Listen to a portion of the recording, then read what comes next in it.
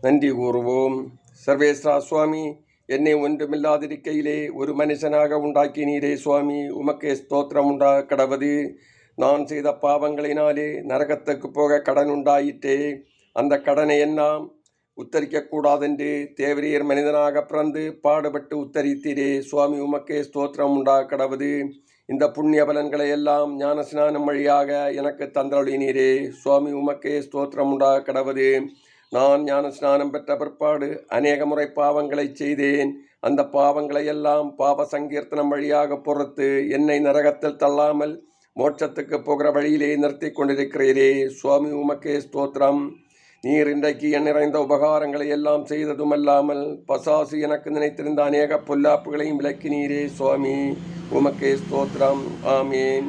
விண்ணுலகிற எங்கள் தந்தையே, உமது பெயர் தூயதென போற்ற பிறக, உமது ஆட்சி வருக. உமது திருவுளம் மண்ணுலகில் நிறைவேறுவது போல மண்ணுலகில் நிறைவேறுக. எங்கள் அன்றாட உணவை எங்களுக்கு தாரும். எங்களுக்கு எதிராக குற்றம் செய்தோரை நாங்கள் மன்னிப்பது போல எங்கள் குற்றங்களை மன்னியும். எங்களை சோதனைக்கு உட்படுத்தாதையும் தீமைந்தங்களை விடுவித்தரலும். ஆமேன். அருள் நிறைந்த மரியே வாழ்க, ஆண்டவர் உடனே பெண்களுள் ஆசி பெற்றவர் நீரே. உடைய திருவயிற்றின் கனியாகிய இயேசுவும் ஆசி பெற்றவரே. புனித மரியே, இறைவனின் தாயே, பாவிகளாயிருக்கிற எங்களுக்காக இப்பொழுதும் எங்கள் இறப்பின் வேளையிலும் வேண்டிக் கொள்ளும். ஆமேன். தந்தைக்கும் மகனுக்கும் தூய ஆவியாருக்கும் ஆட்சிமை உண்டாவதாக. தொடக்கத்தில் இருந்தது போல இப்பொழுதும் எப்பொழுதும் என்றென்றும் இருப்பதாக. ஆமேன்.